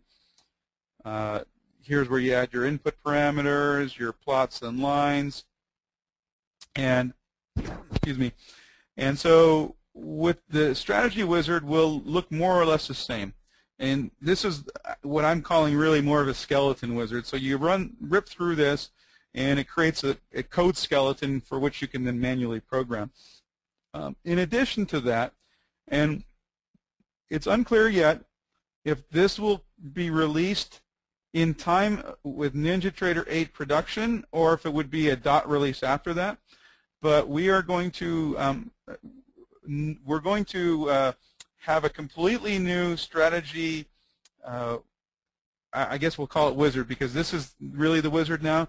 But where you build your conditions, and hey, if this crosses that, go long. That's not going to be in this wizard that you're seeing in the screen anymore, which is what we did with NinjaTrader 7. We're going to create a new flowchart type of an approach to strategy wizard creation or non-programming creation. So the idea right now, I've got this actually all sketched out, but the idea will be that you can drag and drop items and connect them up and double-click into an object, and then you would see what you now know as a condition builder in NinjaTrader 7, where you can then create your conditions. But it's going to be a lot more point and click and drag and drop type of thing, a lot more intuitive, I hope, and a lot more flexible. But that's what we call a non-core feature, meaning that we can build that outside of NinjaTrader. That meaning, like, once NinjaTrader 8 goes into beta, excuse me, we'll then start work on that function at that point in time, because it's not going to, if we screw the pooch on it, it's not going to affect what you guys are all beta testing. So I don't know. That's what I mean, is I don't know if it's going to be released with NinjaTrader 8 production, or if it's going to be a few months thereafter. But right now, that's the plan, is to have a flow diagram, flow chart type approach to strategy, non-programming strategy construction. Okay. A couple things real quick. There's about 300 questions. I'm currently reading questions from about 25 minutes ago, so everybody knows, and we'll stop repeating the same question over and over, please. Shane is asking, and I've seen a few other, I can't remember who, but some people asking about some stuff similar. So can we still use Visual Studio with NinjaTrader 8? He specifically asked if we can use unit tests and fake assemblies. And let me add one more thing to that. Someone else was asking about performance profiling, if that would be available with Ninja 8. I see. Nothing inherent in the NinjaTrader application itself, although we have added, let me even see if I can see this. We have added, give me a sec, somewhere, and I can't remember where you set this, but there's, oh, okay, right here. This VS, these icons here, these text is placeholders, but we have full Visual Studio integration. So, and I haven't worked with this myself, but I think you press this button and this thing shoots over to Visual Studio, and you can do all your work in Visual Studio. Any changes are all, it's all kind of dynamic, goes back and forth. I know that we've done that. To what extent will provide more profiling capabilities, I can't answer that. I know there's nothing we've done in NinjaTrader 8 for that, but I'm not sure if there's some things in Visual Studio that you could use in conjunction with this kind of integration that we've done. Ronald is asking, he says that he's using third-party tools like Jigsaw, Rancho Dinero, some other indicators off the forum, and he says that he notices that NinjaTrader 7 runs higher CPU load. I really am having a hard time understanding his question. I mean, let's just dumb it down just a little bit. NinjaTrader 8, as far as like processing incoming data, as far as processing code, like NinjaScript code, whether it's third-party or whatnot, it's more efficient, right? Because you mentioned before and in detail on the last webinar how every single chart is its own thread, every DOM is its own thread, etc. So likely to see a pretty big jump in efficiency. Did I get that right? Yeah, just to clarify, it's not that every chart is its own thread, it's that the UI will have as many threads as there are cores on your machine. So if you got 4 cores, all of the UI windows you would see would be evenly distributed across all those 4 threads on each core. But in general, apart from that, there are many efficiencies that have been created. I mean, we've re-architected this whole thing, excuse me, from the ground up, and so I know that our code, outside of the UI, if I just run everything minimized, right, for example, and just connect up and subscribe a bunch of market data, it's way more efficient than NinjaTrader 7. Now, when you start adding third-party code, I can say that when the stuff hits the core of the application, it's more efficient. How the third-party stuff is coded, I can't comment to that. Lawrence asking about chart windows. Is there any way to tie multiple charts to a single window? He says right now if you wanted to put 4 charts on a single monitor, you have to have a lot of wasted space by the window title and menu. Actually, Lawrence, there's an indicator on BMT that hides that. It would be helpful to have a way to tile the charts in a single window, or at least have the option to border around the chart reduced. Yeah, I mean, I guess the short of it is, hey, can you optimize screen real estate for charts? And I guess the answer is NinjaTrader 7 really will not work differently than NinjaTrader, NinjaTrader 8 won't work differently than NinjaTrader 7 in that respect. It's still Windows, and you still got the borders that you got to deal with.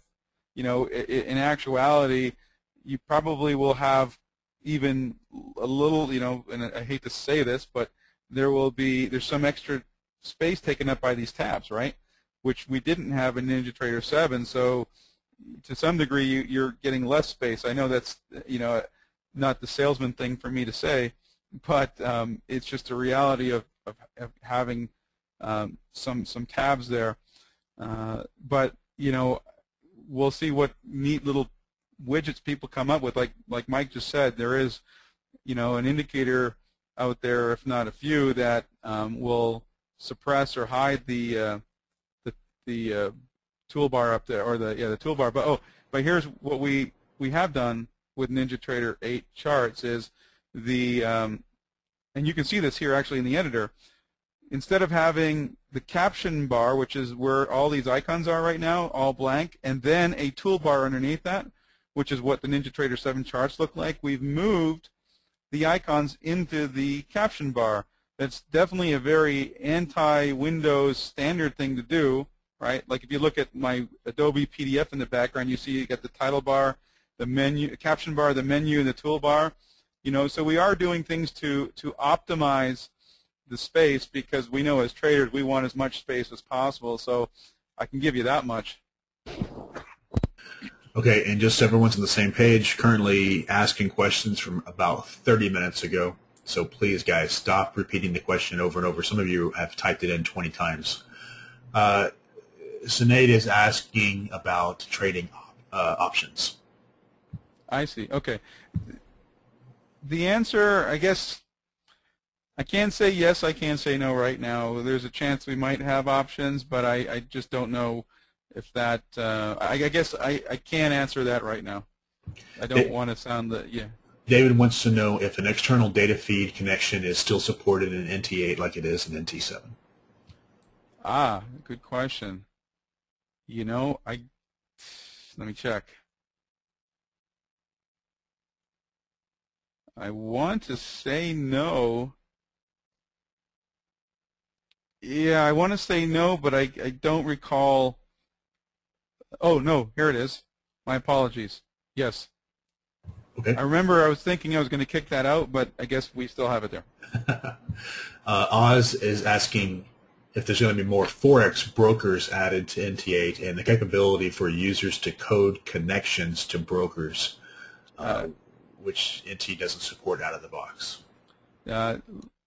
2 questions. The first answer is I can't say right now, meaning we don't have any plans, but that's not to say that we wouldn't add additional FX broker support. That's the first question. Second question, the answer is no. We at least for the foreseeable future, we have no intentions of allowing people to write their own connections, and the reason for that is real simple.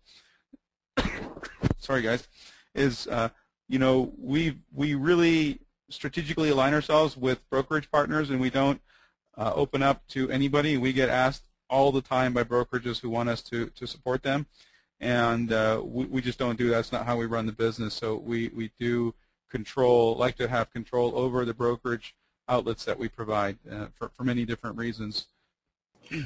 Josh asking if point and figure charting will be supported, and second question from Josh is whether, okay, I think I understand this question to be like right now with Ninja 7, if you add multiple time frames to a single chart, then you start to have the equidistant spacing issue / feature.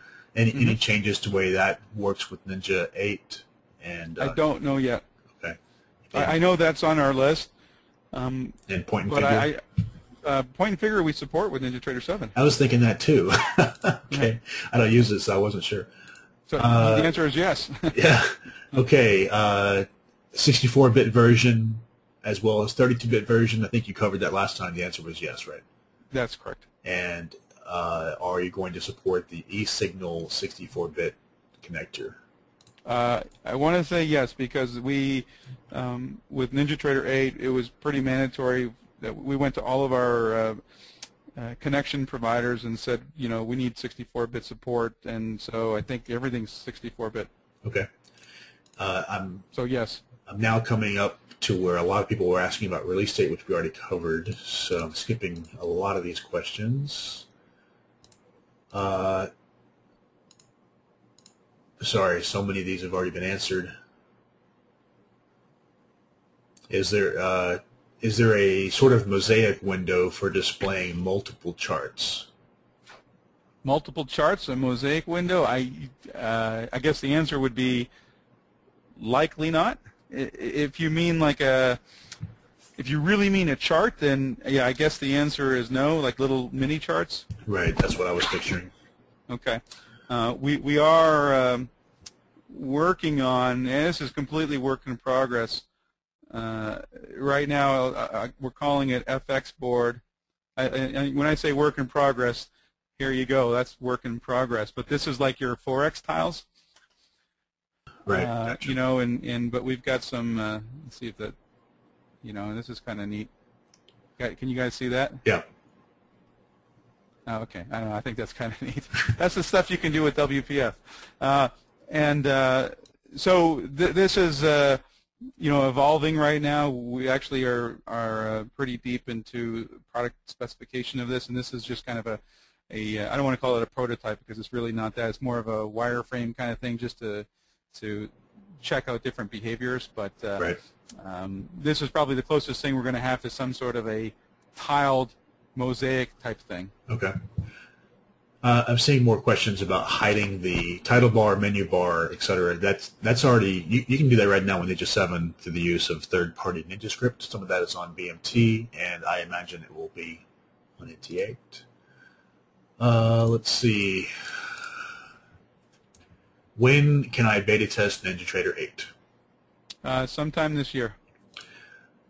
Will we be able to use, okay, within ATMs, can we use an indicator? Good question, and it's actually on our, I'm trying to remember how, I don't want to say yes, I don't want to say no. We have this concept. We actually finished writing the ATM stuff a couple of months ago, and one of the ideas behind that was to drive, have the ability to drive, have indicators drive things, and I believe it went a different direction, and I don't want to actually get into what that different direction is, and because it's still a little bit cloudy, but there are some things that we are going to do around the concept of allowing indicators to drive orders and things like that, now, outside of what you would think a strategy does.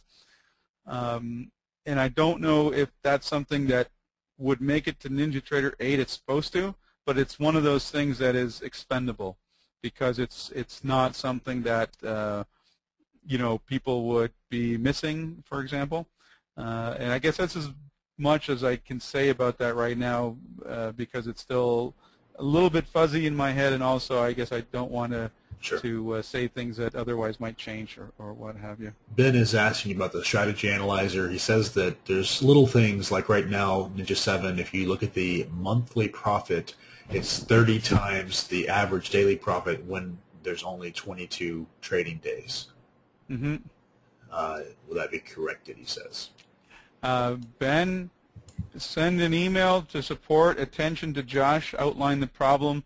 I can't answer that, but I know that the account performance that I showed you, we are still working on that. And so if there are things that you feel are not working correctly, now is the time to send it in because we are reviewing this kind of stuff right now. Okay. Just support at NinjaTrader, and attention, Josh. Okay. Currently reading questions from 25 minutes ago. Don asking if he can use Ninja 7 and 8 simultaneously. Yes. Oh, let me restate that. We will allow you to do that. I can't guarantee that a broker would allow you to connect in, with two different products at the same time. Right. I know that from my experience, Zenfire generally does. Let's see. Duncan asking if cumulative delta. Okay, he's at like right now we have third-party tools like Gomi, for example. He says that I still need those in Ninja 8 in order to get things like cumulative delta to work. That was covered last time. It's all going to be natively recorded in NinjaTrader 8, right? Correct. Let's see. Okay, a lot of more questions about release dates. Okay, custom bar types. That's a good question. Gary's asking any changes about custom bar types. One thing that I've noticed on BMT is there's so many custom bar types right now, and I've never written one myself, but I think that NinjaTrader 7 only has like room for 9 of them. I say only 9. So a lot of times, someone's importing a bar type that has the same identifier, like custom 4, as another bar type on their system. Any idea on how that will be handled with NinjaTrader 8? I can say that we for sure will provide official support for bar types. What I can't tell you now is the approach in which we will do so, whether they're hard to find slots 0 through 9, or if it would be managed in a different way that would allow an infinite number of custom bar type names. I don't know that yet. Okay. Emini asking, and this was already answered, but I'll just repeat that you have the ability now to just click a button and hide an indicator visually without removing it from the chart, right? And you mentioned that it also stops the CPU calculation. Yeah, correct. Oh, let me say there will be the ability to visibly turn off, which would then stop it from processing, and then it will also stop it from processing if it's not visible. So if you minimize a chart and there's an indicator on there, for example, it will stop processing that indicator. Oh, okay, great.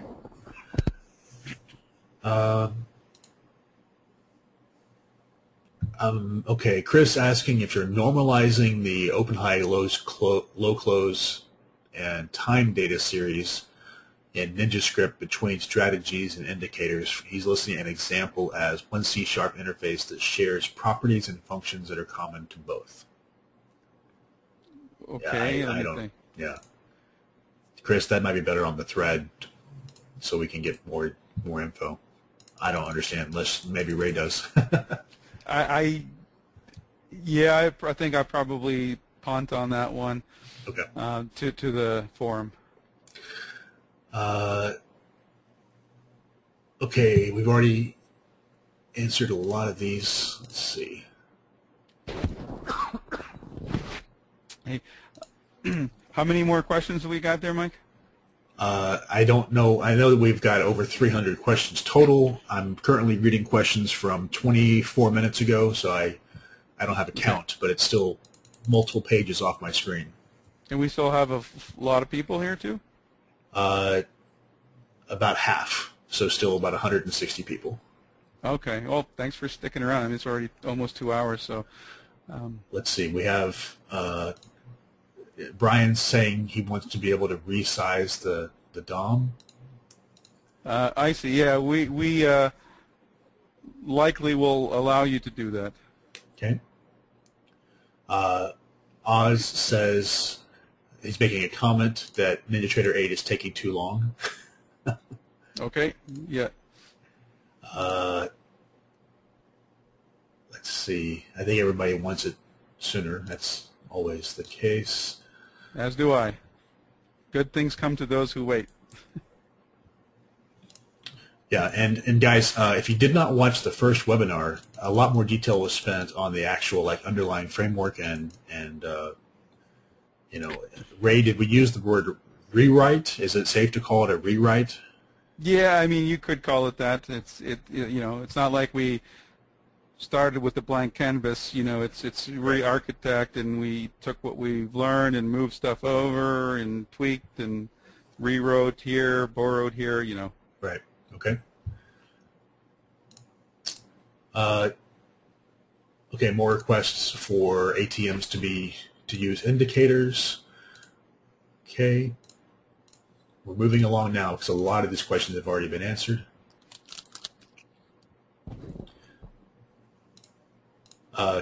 David wants to know if you can trade CFDs, contract for difference, with NinjaTrader. You can with NinjaTrader 7 already. Let me think. I don't know if it was in the last release or this upcoming release, but we do support CFDs over at FXCM already. Okay. And we do have the intention to support CFDs. We've added CFD support into the product, and for sure FXCM, and I'm not sure who else would support CFDs. Okay. Mike says he doesn't see Optimus on the list. I guess that would be Rhythmic. Vision. Okay, yeah. It's listed as Vision Financial. Okay. Dave says the last time Ray said there would be numerous Forex enhancements, what did he mean? Oh, okay. You caught me off guard on that one. Well, you mentioned one of them was already being able to have the 10th pip versus multiple Right. brokerage support, even if they're quoting in different pip levels. And then Right. you showed us the board. That was 2. Correct. And then there's also some things that we've done. This is all internal stuff relative to multi-currency support and calculations and stuff. And this stuff really gets over my head very quickly, so I don't even want to sound like I know what I'm talking about. But Okay. there's a bunch of stuff related to that we've done. I think you already said yes to this. IQ Feed 5.0 is in beta right now and supports millisecond resolution. Will that be supported in NinjaTrader 8? Yes. Point and figure in Ninja 7 stops the chart at the end of the session. Will charting be continuous in NinjaTrader 8? Yes, as an option. Okay. Andre asking if the price structure remains the same. I think he's just talking about how much the product actually costs. I guess I can never say something now about what's going to happen in the future. I just don't know. We have not had, let me say it this way. We haven't had a price increase in many years. So every year that inflation goes up by 2 or 3%, we make less money in terms of value, and my salaries across the board go up, so we make less money as a company, interestingly enough. So to combat that, we just got to sell more software, right? We have no plans on changing the price. I think the pricing is a good price right now. I think it's a fair price. Okay. But I don't want to be recorded to say that, I won't change the price, but I have no plans to do so. Okay. We're making real progress now. Only 10 minutes behind on the questions, and Great. They're actually fitting on my screen now. Any ETA when you can demo charts in an upcoming webinar? Yeah, not in the next few months, I'll say that. Okay. Uh,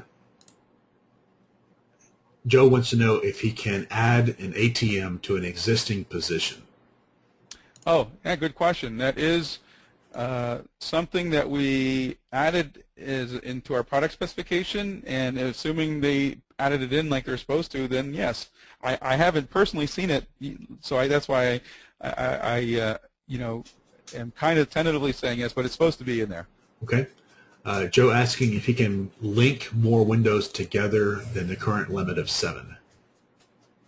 Oh, I didn't know there was a limit of 7. Oh, I see. You mean 7 colors. There's 7 okay, colors. I got you. Yeah, right, I got you. Right. Let me see. No. 1, 2, 3, 4, 5, 6, 7. I guess, sorry, no. There's 7. Okay. That's kind of interesting to me, Joe, as maybe you can post in the thread or email support as to what you're doing that you need more than 7. Because that's 7 groupings, not just 7 windows. You could have 100 windows and just categorize them 7 different ways, right? Yeah, that's. I was curious the same thing. I was like, okay, what's he doing over there? Okay, Abdul asking if there are any plans to improve the simulation capability so that we could simulate trading of any stock. Maybe a library of data that can be maintained. Not sure I understand. Yeah, I'm with you on that one, Mike. All right, so Abdul asked that again a different way. Scott wants to know the strategy inputs while running. Right now, the strategies reload. He would like to change a parameter without the chart reloading data. We already covered that. That's happening, right? Yeah, let me make sure. So you want to change the... He says input. He wants to change a parameter without reloading chart data. I see. Okay, so right now, so you're saying that data, because right now if you have a chart and you apply a strategy on there, it doesn't reload the data. It would only reload data if you created a strategy on the strategy tab, right? Well, I guess the answer to the question is if you I'm gonna have to punt on that one. We won't reload on the chart because the series is in memory there. If you're restarting a strategy off of a running one, you change your parameter and you hit OK. That I don't know, Okay. but I'm going to write that down. That one I don't know. Okay, I think Abdul is talking about market replay. He says it's only available on a few stocks in the E-minis. Abdul, if you're talking about market replay, that was covered extensively at the beginning of the webinar. Let me know. Okay, yeah, that was it. Okay. Gian Pero is asking if the UI is skinnable. Actually, you went into a lot of detail on that, Ray, on the first webinar, right? So the answer is yes. The answer is yes, but it's we will publish the documentation of what can be skinned and how you can skin it. But again, it's you're gonna have to program it. It's not a click like change this color to that. It's a programmable item. Right. What was that called? There was a name for it. I can't remember what it was. Skins, actually. No, but I mean, there's the programming interface behind it. XAML, XAML, Okay. XAML. So you guys can start reading up. Okay. Andrew wants to know if he can have workspaces as tabs. The answer is no. E-mini wants to know if there's a memory report that calculates total memory usage, and can each chart show its own memory usage? I mean, you can just load Windows Task Manager and it'll show you memory usage for the application. I think maybe he's talking about like Google Chrome has that little built-in feature to where you can see how much memory every single tab is taking. Right. Okay. Yeah, the answer is no. Is there a VWAP marker in the DOM on NinjaTrader 8? Not at this. I guess I'll just say no for now. Okay. Let's see. Oh, okay. Chris wants to know if you can draw past the last bar. Now, can't you do that with NinjaTrader 7 already? You just use a negative index? I think no. You can't do it with our draw methods, but you might be able to do it if you do custom drawing. I can't answer that yes or no at this time because we're not at that point in our development. Okay, so that'll be for a chart question later. Let's see, Trader Joe wants to know if windows that are linked together also synchronize the trading account that is used. Yeah, good question. At this time, no. Okay. Andrew asking if window linking is still inherited on all workspaces. Oh, I don't know what that means in inherited on all workspaces. So Andrew, let's get some more details on the thread or send an email. Okay. Mark asking when backtesting, and we're pretty much real time now on questions. Mark, Okay. Mark saying when backtesting in NinjaTrader 7 strategy can have a secondary bar series like a 1 tick or 1 second to get the intraday OHLC, but you can't evaluate an indicator's intra-bar values. You can only evaluate the last bar. He wants to know if that changes with NinjaTrader 8. No, let me just make sure. Give me a sec. The answer to that is no. And we kicked that back and forth, and the reason why I'm taking a second, I'm trying to recall why we did not implement that. I know I've written it down somewhere because whenever we make decisions on stuff like that, we take notes to say, here's why we didn't do it or why we, well, anyways, I guess that's just it. So Okay. I want to say the answer is no. That's what my recollection is. Okay. Scott asking again about threads. He has 8 cores. Will he be able to show what's running in each thread and allow him to assign threads manually? No. So it's all a automatic process. It just looks if there's an available thread and uses it, right, for a new window? More or less correct. Okay. Merritt asking if the draw horizontal line tool, if he could choose whether it's extended as a ray to the right and or to the left instead of choosing extended at all. Don't know yet. Gary asking if he still has to pay TT credits when using the new DOM. If it's static, then yes. Ken asking regarding window linking going across all the workspaces. When you open a workspace, can we have the window linking limited only to one workspace and not across all? I think that was asked by somebody else already, the inherited question, right? Yeah, maybe that's what it was. Let me see. Linking. I know that here, global link button, here, okay, one sec. Okay, so here's the answer. There's a new feature, global link button across workspaces. So I believe the way it works is if it's enabled, the link works across workspaces. If it's unchecked, it only works within the local workspace. Okay. Raymond asking if when he saves a template, if it will also save the instrument. I don't know the answer to that. Okay.